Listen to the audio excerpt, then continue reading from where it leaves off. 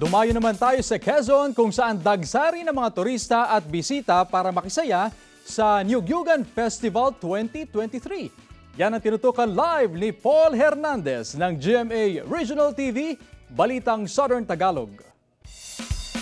Paul? Chris, patuloy na dumarating yung mga turista dito sa Capitol Grounds sa Lucena City para nga makisaya sa selebrasyon ng Nyugyugan Festival 2023. Itong nakikita mong mga nagsasayaw sa likuran ko ay mga delegado yan para sa street dancing competition. Galing sila sa Katanawan sa Quezon. Nagbisa muna sa Perez Park sa huling araw ng 10-day celebration ng Nyugyugan Festival 2023. Dinaluhan ito ng mga opisyal ng pamahalaang panlalawigan ng Quezon, mga organisasyon at mga residente. Sunod niyan ay isinagawa ang wreath-laying ceremony sa monumento ni Manuel Quezon.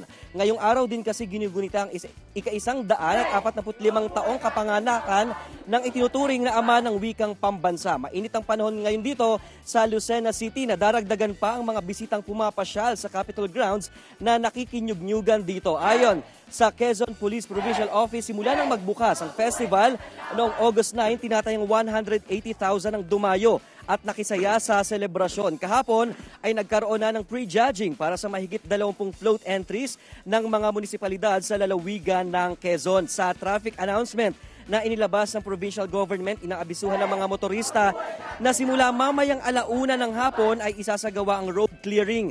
Sarado ang Quezon Avenue Extension sa Barangay Cota hanggang ML Tagaraw Street, pati sa Quezon Avenue Corner ML Tagaraw Street na aabot hanggang Alcala Sports Complex. Epektibo ang temporary road closure na yan hanggang alas 7 ng gabi. Mamaya alas 4 ng hapon magsisimula ang inaabangang Grand Float Parade. At Chris, nakakalat na rin yung mga miyembro ng PNP ng Quezon Police Provincial Office dito nga sa Capitol Grounds at patuloy pa rin pinupuntahan yung iba't ibang booth dito sa Lucena City.